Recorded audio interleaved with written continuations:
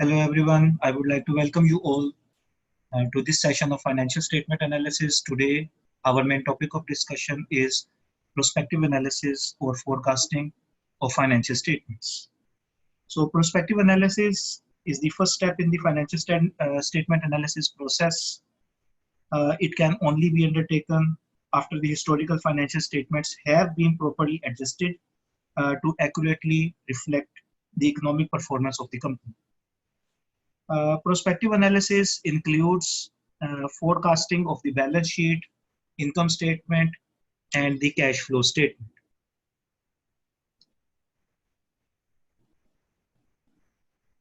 The prospective analysis is central to the security valuation. Both the free cash flow and the residual income models, they require estimate of the future financial statements. The residual income model requires projection of the future net profits and book values of the equity in order to estimate the current stock price, which is the main focus of our analysis. Prospective analysis is also useful to examine the viability of companies' strategic plan. Strategic plans. In this, we analyze whether a company will be able to generate sufficient cash flows from its operations to finance expected growth, or whether it is required to seek debt or equity financing in the future. Next, assessment of solvency. The prospective analysis is also useful to creditors to assess the company's ability to meet debt servicing requirement, both short-term and long-term. In today's discussion, we are going to focus our forecasts or the projected financial statement, and we will be basing our analysis on the historical trends. A more detailed analysis would incorporate outside information such as expected level of macroeconomic activity, level of personal disposable income, growth of the economy, competitive landscape, number of competitors, and also new versus old mix strategic initiative. All these things, if we use all these things together, then our projection will be much more closer to reality. But today, since we are this is an initial discussion of the forecasts or on the projection process, so most probably we are going to take only the historical trends, and we are going to use this historical trends to calculate the future income statement, balance sheet, and cash flow statement. In order to understand these things, it is important it is easier for us if we use an example. So the example which we have selected for today's discussion on the projection process is Target Co. And you can see over here a small income statement of Target Co. Which have sales, cost of goods sold, gross profits, selling and general administrative expenses, depreciation, interest expense, and the net income. And also some of the ratios which have already been given to us. If these ratios are not given to us, then we can easily calculate these ratios using our previous knowledge. You can see over here, sales growth is given to us, gross profit margin is given to us. We can calculate these things easily. Selling and general expenses of sales is given to us. This is not something new. This is the same thing we have been doing in the common analysis. In the common analysis, we have been calculating the expenses as a percentage of sales. So over here, these expenses are 22.49% of these sales. So these are the same things. So depreciation, you guys already know depreciation. Depreciation we usually calculate on the property, plant and equipment, and the rate of depreciation have directly been given to us in this question. You can see the rate of depreciation given to us is 6.6 6.33. Then we have interest expense, and you guys already know that interest we calculate on the long-term debt. And then lastly, income tax expense or income tax rate is given to us 37%. By the way, if these things are not given, we know how to calculate all of these things. Next is our balance sheet, and the balance sheet is composed of all the things which are familiar to us: cash, receivable, inventories, current assets. You can see property, plant and equipment, then depreciation, then total assets, then account. Only thing which is new to you guys is current portion of long-term debt. This current portion of long-term debt is basically derived from the amortization schedule of the loan.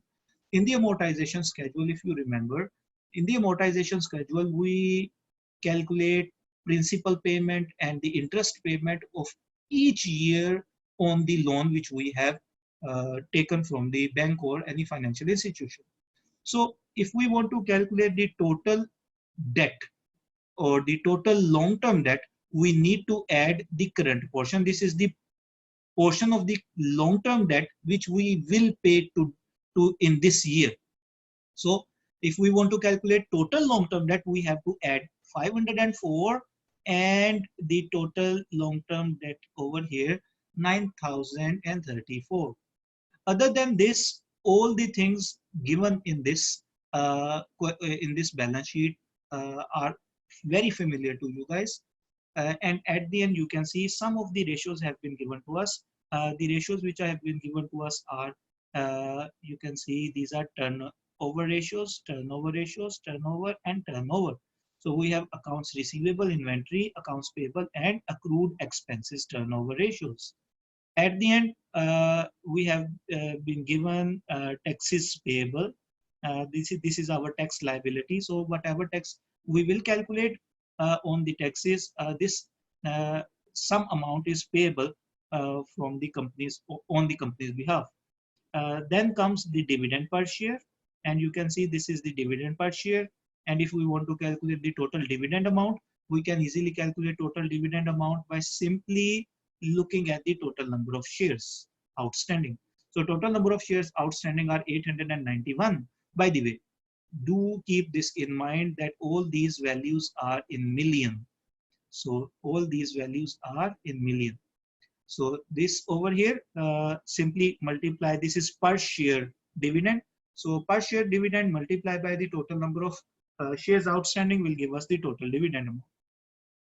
And lastly, we have been given the capital expenditure. This capital expenditure refers to the buying or the purchase of the long-term assets. So this year, this company have purchased $3,012 million worth of long-term assets. So this is our example. Let's try to calculate the projection of the next year's income statement. Then we will prepare balance sheet, and then we will prepare the cash flows.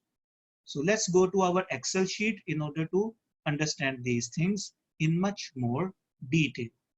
So this is our income statement. Let's try to calculate all these things one by one. So over here, you can see,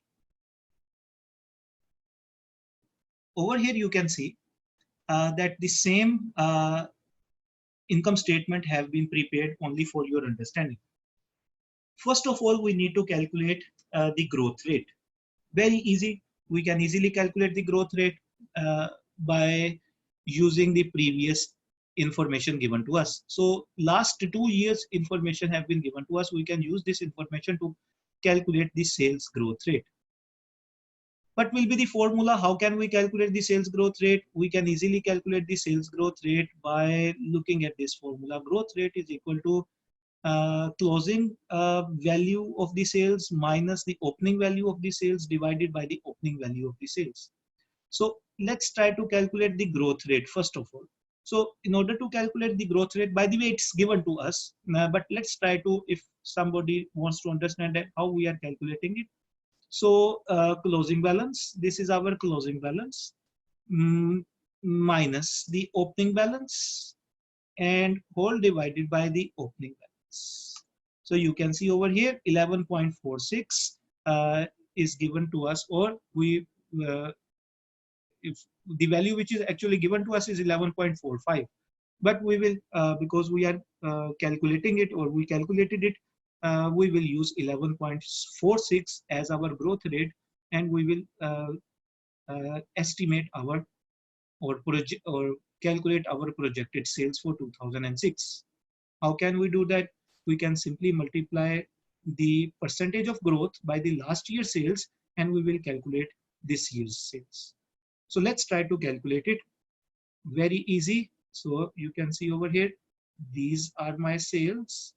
Rather than using that formula, I will be using much simpler formula so that we can easily put the values over here. So you can see that our sales, which by the way, the formula you can see up in the bar, I am using this formula 1.1145. This is basically 11.45, which is this 11.46 over here. So let's type it over here, 46 for you guys. 46. So this is the same 11.46, but I am using it 1 point so that I don't have to calculate the percentage of the last year's sales and then add it back. So it will simply calculate it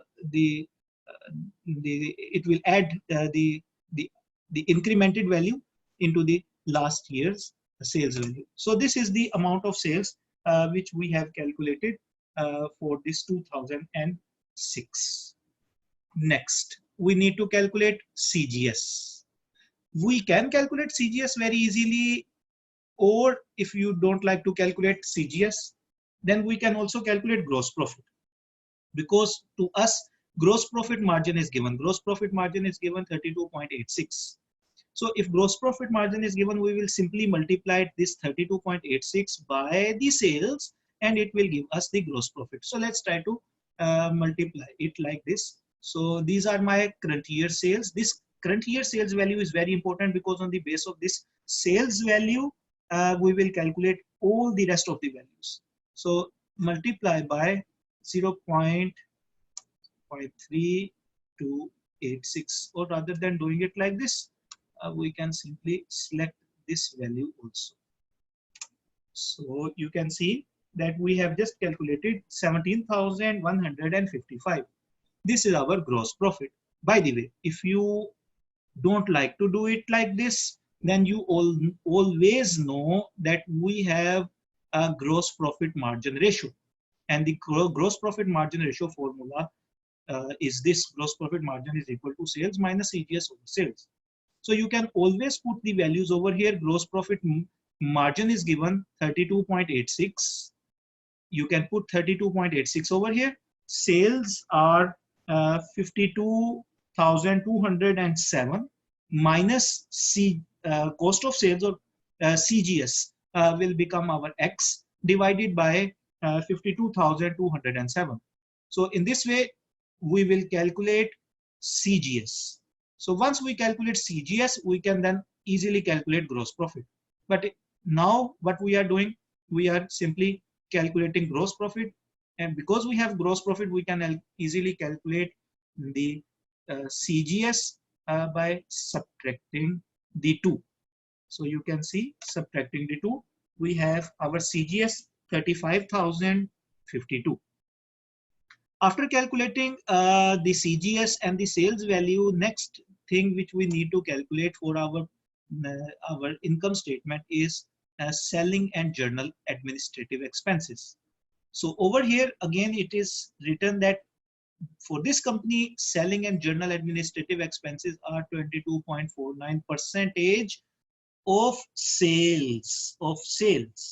So we will simply calculate it like this. This is our sales value.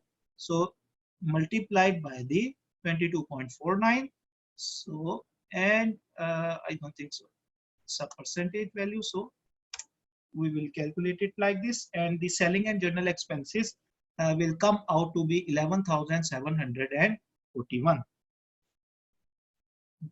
this is again a kind of common analysis because we have been given that the selling expenses are 22.49% of sales. Next comes depreciation. So depreciation is usually calculated on the property, plant and equipment. So over here it is also written that depreciation, calculate depreciation, and this is the rate of depreciation on the last year's property, plant and equipment. So 6.33. So let's try to calculate this depreciation amount. So we will go to the balance sheet because we know that the property, plant and equipment is in our balance sheet. So this is our balance sheet, and you can see this is our previous year's value. So this previous year's value times the depreciation rate. So this is the depreciation rate. So you can see we have calculated 1410 as depreciation expense for the year 2006. All these are projections. Next comes interest expense. So interest expense, again, the ratio have been given to us. So, or in other words, rather than the ratio, the interest rate have been given to us. Interest rate is 5.17 on the long-term debts. So let's find the long-term debts and simply calculate or simply multiply it by that. So let's try to put it over here. Let's try to put the formula. So first of all, we need to find the long-term debt. In the balance sheet, I told you that in this example, we have long-term debt and we have current portion of the long-term debt. We have current portion of the long-term debt. So I told you that we need to add them together so that they become the total long-term debt. So we will add them together, this amount plus this amount, and then we will multiply it by the interest rate. So let's try to find the interest rate. So over here, this is our interest rate, and so let's try to make it into percentage. Keep on looking on the formula bar. If you have any problem, you can easily use the information from the formula bar to calculate the things. So 493 we just calculated as the interest expense. Interest expense for the projected income statement of Target Co. After this, we will calculate income before tax. So over here, this is our gross profit and these are all expenses. We can easily calculate income before tax. This amount minus all the amounts, all the expenses. So gross profit minus the expenses is our net income before tax. Sorry, we have, so we have calculated 3,511 as the income tax expense. After calculating income tax expense, next we have to calculate income tax, income before tax. Now we have to calculate income tax. So income tax rate have been given to us and the income tax rate is 37.8%. So let's try to apply income tax rate on our income. This is the income which we just calculated. So simply we will apply this income tax rate on the. So we just calculated 1,327 to be the income tax expense. After income tax expense in the previous years, there was income or losses from extraordinary items. But since in this year, there is no adjustment given, there is no ratio or no information is given to us regarding income or losses from extraordinary items. So we will simply ignore this value and we will move forward. Now we have to calculate net income, and we know that net income is basically the difference between income before the tax minus the tax is our net income. So simply we are going to do this thing. This is our income before tax minus the income tax. So our value over here for the tax for the net income is 2,184. So this is how we just calculated, and we have not used any new tool or new formula or anything. We have simply used the ratios or the information or the knowledge which we have previously gained, and we easily calculated the projected income statement. Similar process we will follow for the balance sheet, and similar process we will follow for the cash flow statement. Let's try to move to the balance sheet. So this is our balance sheet, and in the balance sheet you can see that all the previous year's balances have been given to us, and this is the information which is given to us also, so that we can prepare the balance sheet. So we will start. We cannot, you guys already know that we cannot calculate the cash. As I already told you that most of the time cash is our balancing figure or the plug. So we will not calculate the cash. We will move to the receivables. So you can see over here, accounts receivable turnover is given to us. Accounts receivable turnover is 9.24, and this is our receivables. So accounts receivable turnover, if you remember the formula, let me show you the formula. This is the formula for accounts receivable turnover. So accounts receivable turnover, this value is given 9.24, and we know this year's sales value. This year's sales value is 52,207. So using these two values, we can easily calculate the receivables for this year. So let's try to put the formula over here to calculate these receivables. So this formula, by the way, because this formula we need to adjust a little bit. This accounts receivable turnover will we will cross multiply it.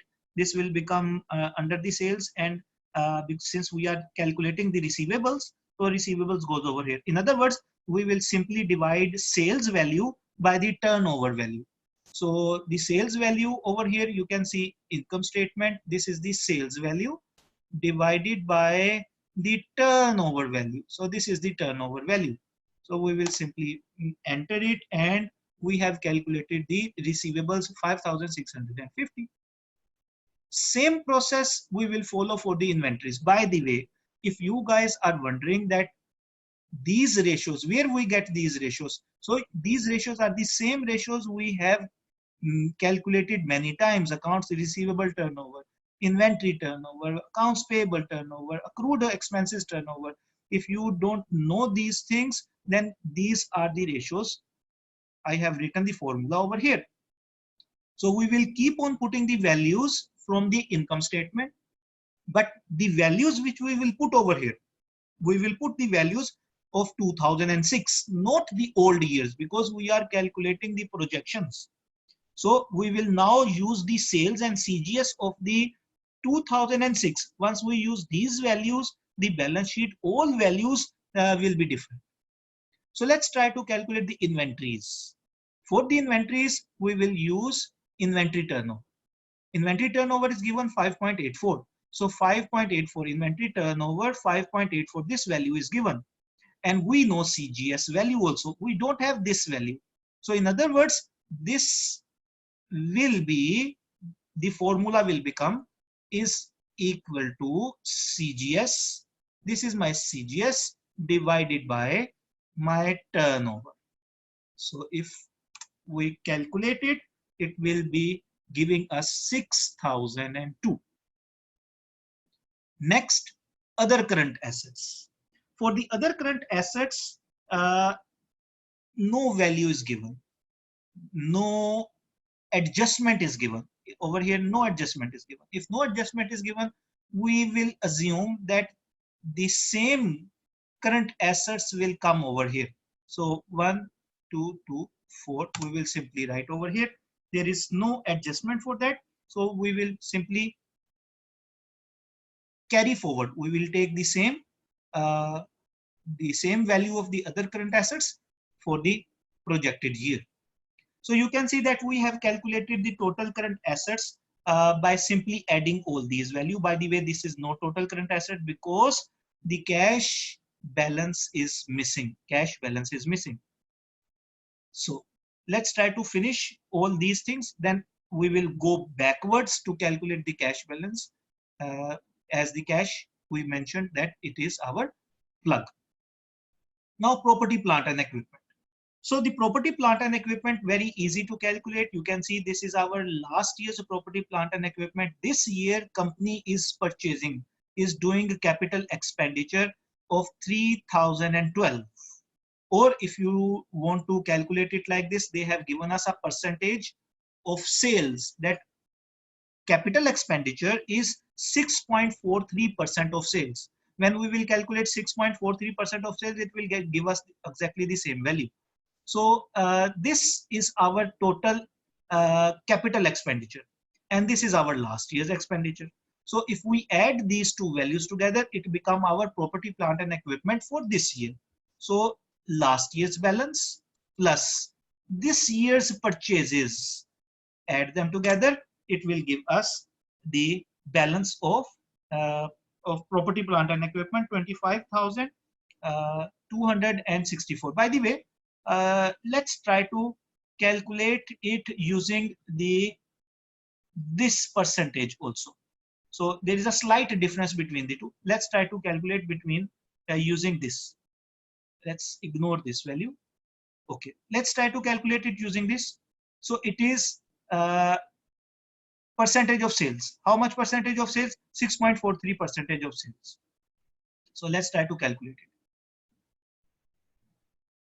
So we will calculate it over here, is equal to sales. These are our sales times the balance sheet value, and this is our total. Okay, we have calculated the capital expenditure for this year as percentage of sales by ourselves, and we have calculated it 3,357.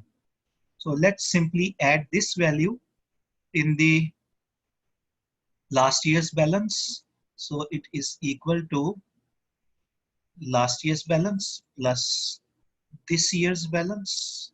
So we have calculated 25,629. Then comes accumulated depreciation.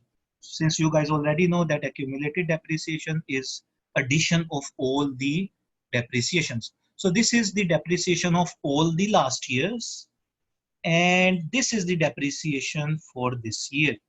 So if we add the last year's, all the depreciation of the last year and this year's depreciation, it will give us accumulated depreciation for 2006. So it means that accumulated depreciation balance is simply addition of this value plus the income statement depreciation value. So we add them together. So once we add them, it gives us 6,822. Then net property, plant and equipment. This, because I have used the formula or set the formula over here, so it is automatically calculating the difference between these two. So let's try to group them together. So difference between these two is our 18,008. Then comes other assets.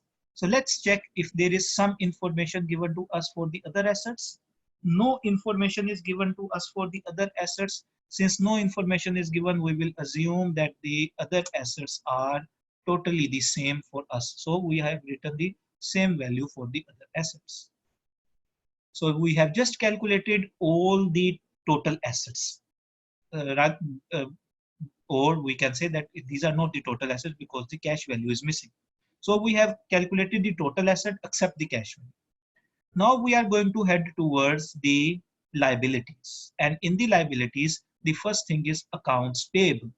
So let's see anything given to us accounts payable. Yes, accounts payable turnover ratio is given to us, which is 5.44. And we know that accounts payable turnover formula is exactly the same as that of inventory turnover formula. You can see accounts payable turnover is equal to CGS over, rather than using inventory over here, since it is an accounts payable formula, So we have written average accounts payable. So this value is given and we know this value also, only this value is missing. This value is the value of our accounts receivable for this year. So it means that this formula will simply becomes CGS divided by the accounts payable turnover. So I am simply going to divide these two values together, which will give me is, so in this cell, I will go to the income statement. In the income statement, I will pick the value of the CGS, and then I will simply divide it by the accounts payable turnover rate. So once I divide it, it comes out to be 6,442. Next, current portion of long-term debt. This current portion of long-term debt, as I already mentioned, that this value is coming from the amortization schedule. So you need not to worry about this value. This value is given to us. If this value is not given, then you have to prepare amortization schedule. And in the amortization schedule, you will select the value of 2006. Since this value is given to us, and you can see over here this value, you can see by the way, all the values have been 2003 value 975, 2004 863, you can see 2005 value 504, and for 2006 the value is 751. So we will simply write over here the value 751. Next comes accrued expenses. For accrued expenses, again the formula or the accrued expense turnover is given. Accrued expense turnover is 28.68%. Of what? Of expenses, because these are accrued expenses. So accrued expenses turnover is sales over average expenses. Since this accrued expenses turnover value is given and we know the sales value also, so we will simply divide the sales by the accrued expenses turnover value which is given to us, this value which is given to us. So let's go in our cell. Over here we want to write or we want to calculate for this cell. So we will go to the income statement and we will select the sales value, divide it by the accrued expenses value.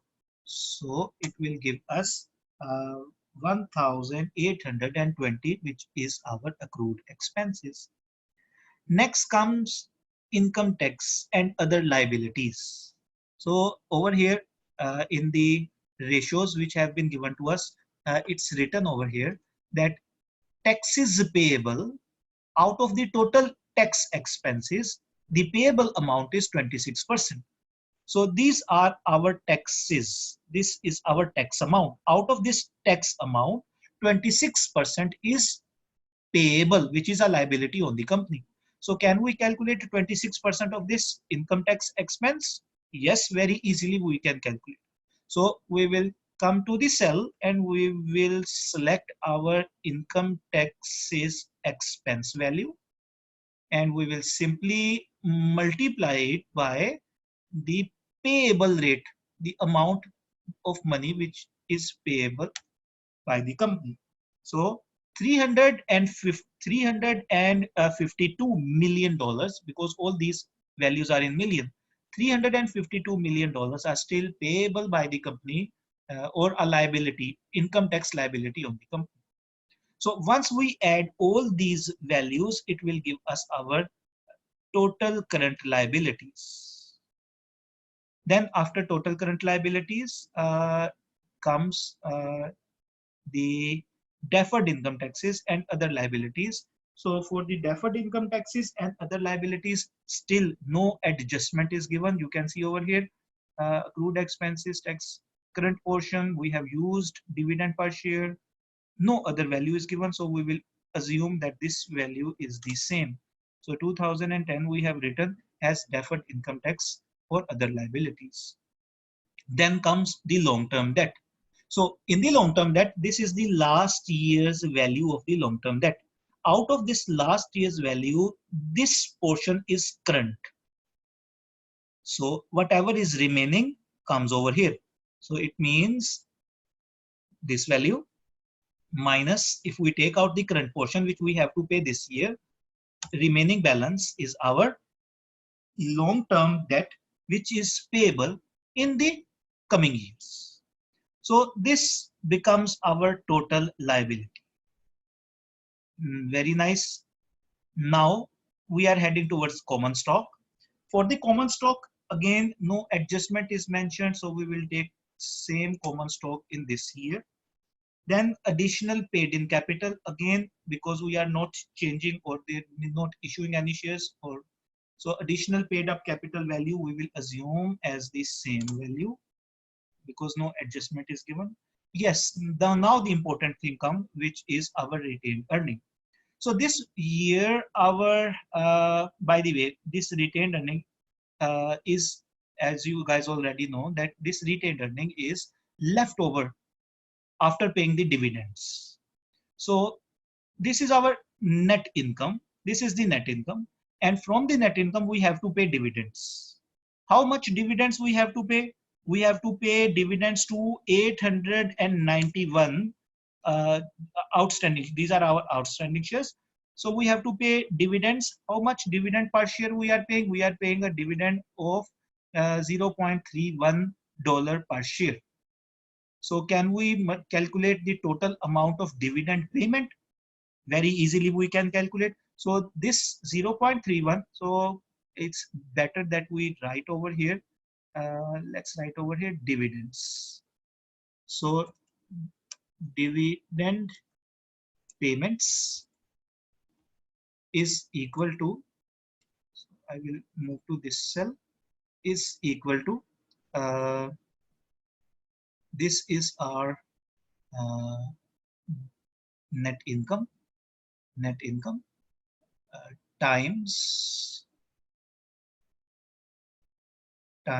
the dividend rate or dividend per share.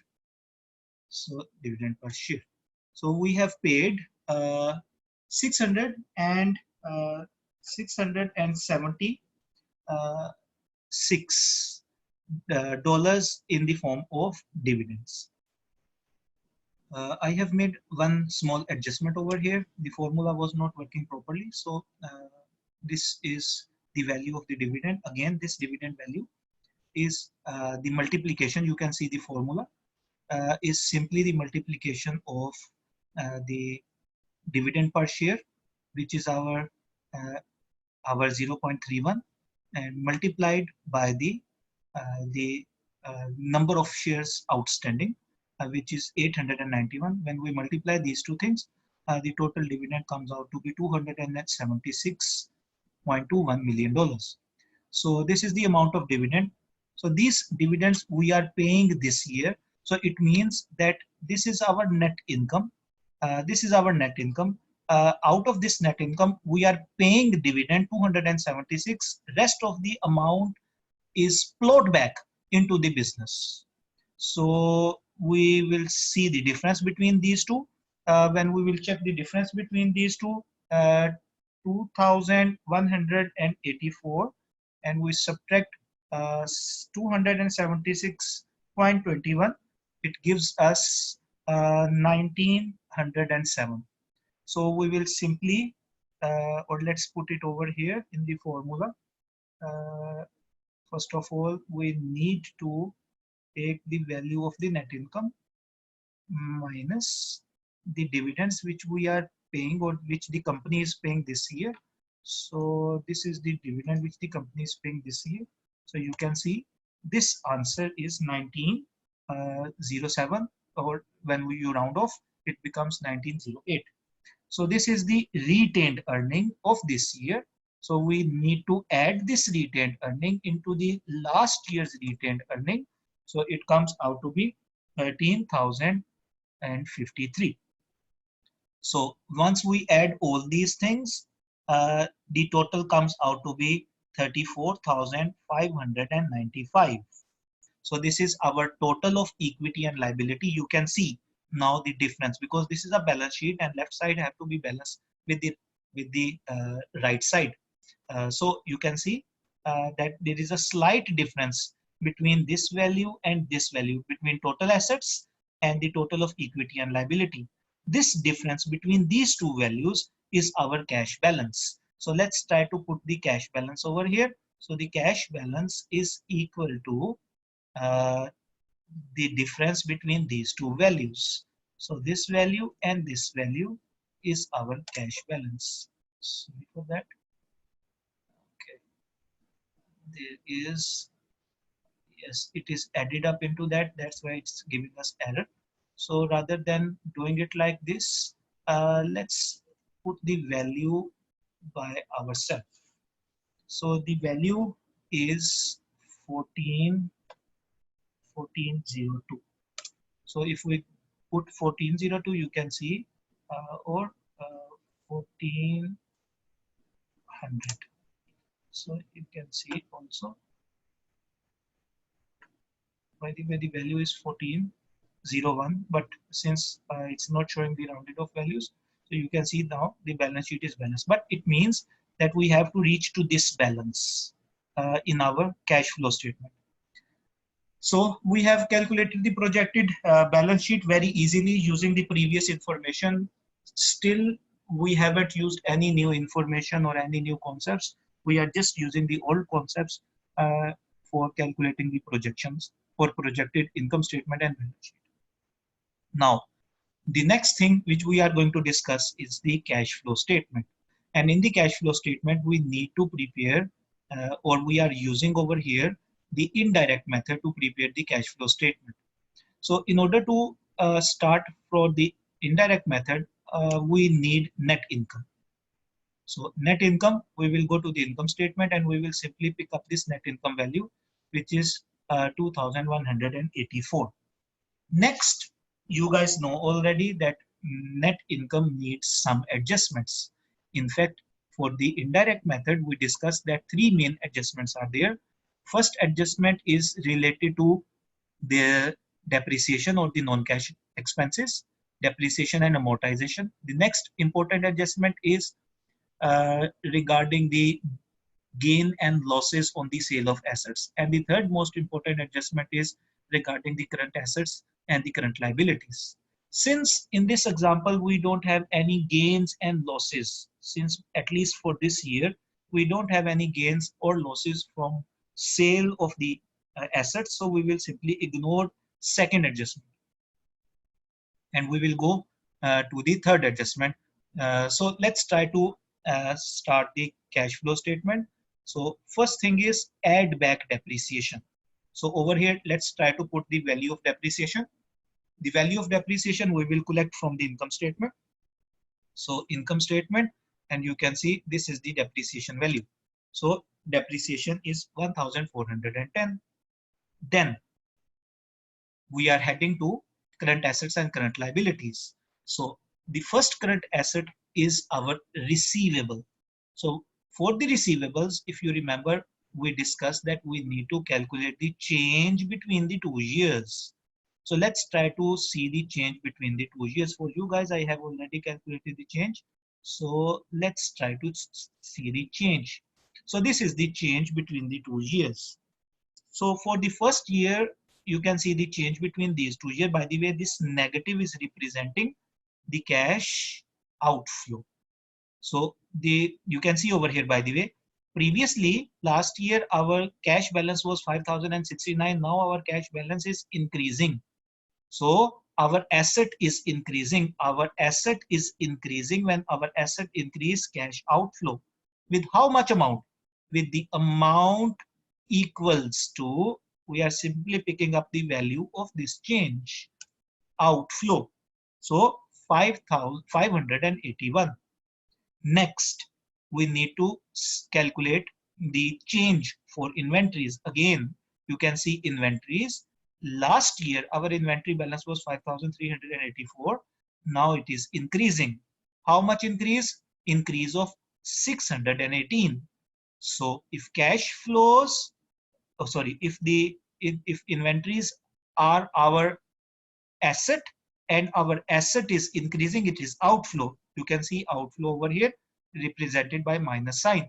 So we are simply going to write over here balance sheet outflow, and That's it. 618 is our inventory balance outflow. Now look at the balance sheet. After receivables, inventories, then comes our current assets. So is there any change in current assets? No change. If there is no change in the current asset, then we will simply ignore it, because in the cash flow statement we only write the or we discuss only the changes, because the changes represent over here the physical cash inflow and out. So after this, we need to go to the balance sheet and we will ignore this one. And then this is the total. So we also ignore the total. Then comes the long term. So long term is not part of our operation. So we will come to the current liabilities. So current liabilities, again, you can see over here, current liabilities. Last year, our current liability was 5,779. Now our liability is increasing. When liabilities increase, it is inflow. So you can see over here, we have written inflow of 663. So this 663 we will simply write over here. So is equal to balance sheet 663. We are simply writing it over here as accounts payable. Now accrued expenses. Accrued expenses are, where are our accrued expenses? These are our accrued expenses. We will ignore the current portion of long-term debt, uh, because this is part of our financing. This is regarding the long term, so that's why this is not part of uh, our trade creditors, not from our trade credit. That's why we will ignore it. We will go to accrued expenses. So let's see the difference between them. Again, you can see liability, current liability or accrued expenses are increasing. When liabilities increase, it is cash inflow. So 187. So we will simply write over here cash inflow is equal to 187. So 187. Then comes go to the income statement. You can see over here the last of the current liabilities is our income tax, and again our tax liability is increasing from 304 to 352, increase of 48. So this is also representing our cash inflow. Liability is increasing, so cash inflow, we will simply write it over here, cash inflow, and simply, so this is our net cash flow from operations. So we will add all the cash inflows. So 2,184 and 1,410, and we will add all these values and subtract these two outflows. So we will get the value. So let's try to put in the formula. Let's hope that our formula will work. So this value plus this value plus this value, and we have this value. So, and subtract these two values, this value and this value. So our net cash flow from operations, it's not giving us the correct answer. Something is wrong over here, because this is negative.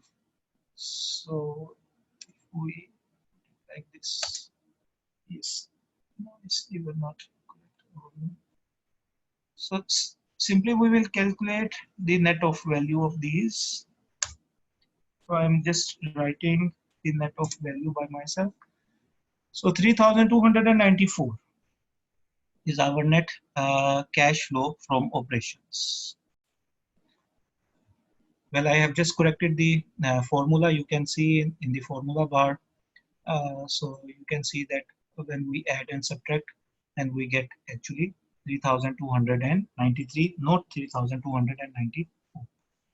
Now we are heading to our long-term or capital expenditures, which is part of our investing activities. So let's go over there. You can see over here our property, plant and equipment is increasing. Previously, last year, the value was 22,272. Now it's 25,000. How much increase? Increase of 3,357. Because assets are increasing, it is cash outflow. So we will simply write over here cash outflow. or simply I will use is equal to balance sheet, and this is my property, plant and equipment. Make sure that we are picking up the gross value, not the net value. See, this is the net value. I am not picking up the net value because we are preparing cash flow statement, and in the cash flow statement we don't need depreciation effect. So that's why we picking the gross value. So 3,357. So if this is the only amount in the expenditure in the balance sheet, you can see there is no other. See, there is other assets also, but the other asset value is there is no change, so we will ignore it. After that, we are heading towards cash flow from, by the way, this is the same value. So we will simply pick this value as it is. So this is the same. Okay. After this, we are going to prepare the uh, cash flow from financing activities. So for the financing activities, we have to go to the long-term debt and equity. So let's go to the long-term debt. When we go to the long-term debt, then the first thing for the long-term debt is you can see over here that the change long-term debt. By the way, in the long term, there is also deferred income taxes and other liabilities. But this deferred income taxes and other liabilities, there is no change in them. That's why we are ignoring them. Then the long-term debt, then the long-term debt is decreasing, and it is decreasing by the amount of the current portion. You can see this is the amount of the current portion. So if we put an arrow over here, this is the amount of the current portion. So we have written it over here. So this is the amount of the current portion. Out of this current portion, we are paying how much? We are paying 247. So this is payable, but we are paying 247, which means that how much this is payable, how much is this is the change, by the way. This is the change of the payment. So we will see the difference between these two.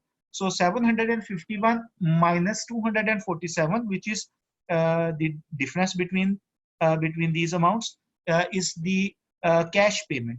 So we are simply going to write it over here. It is equal to balance sheet, this amount which was payable minus, this is the balancing amount, this is the change. So the amount of the long-term debt or the change of the long-term debt is actual change is 504, and this is represented by cash outflow. So this is represented by cash outflow. By outflow. Then comes the dividend amount. You guys already know that this is dividend amount is also a cash outflow. So, and we already calculated the dividend amount. This is the dividend amount. So we will put over here again the same dividend amount. This is the dividend amount we will put over here, and this is also a cash outflow. So cash outflow. Now we will, and this we will make, or we will calculate total cash from the financing activities. So both of them, we will add them together. So 504 and 276, when we add them together, it comes out to be negative 780, which represent the total cash outflow from the financing activities. Now we have these three main important things, 1, 2, and 3. Net cash flow from the operating activities is positive and the other two are negative. So if we subtract this so let's try to calculate the net change from these two. So let's try to 3293 minus 3357 and minus 780. So if we calculate this change, so the change is coming to us 844. This is the net change in cash. In this net change in cash, according to the cash flow statement format of the indirect method, we have to add the opening balance of cash. So the opening balance of cash we can easily find in the balance sheet. So in the balance sheet, this is the opening balance of cash. So opening balance of cash, 2,245. So let's see that this balance is giving us 1,400 or not.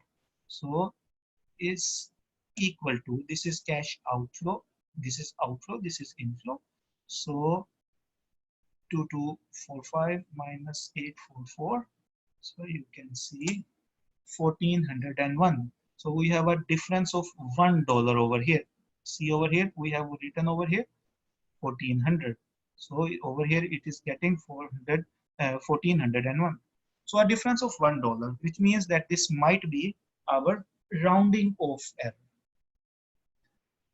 So today, this is the end of our analysis, prospective analysis. We have prepared the forecasted income statement. We have prepared the forecasted or the projected balance sheet, and we prepared the forecasted cash flow statement. And in all this process, we have only used the previous knowledge of our ratios, our knowledge uh, of cash flow, preparation of the cash flow indirect method, and some of our previous knowledge of income statement and balance sheet. So this, with this, I end this session. And if you have any questions, we will discuss these questions in the upcoming question and answer sessions. Thank you very much. Inshallah, we'll see you in the online sessions.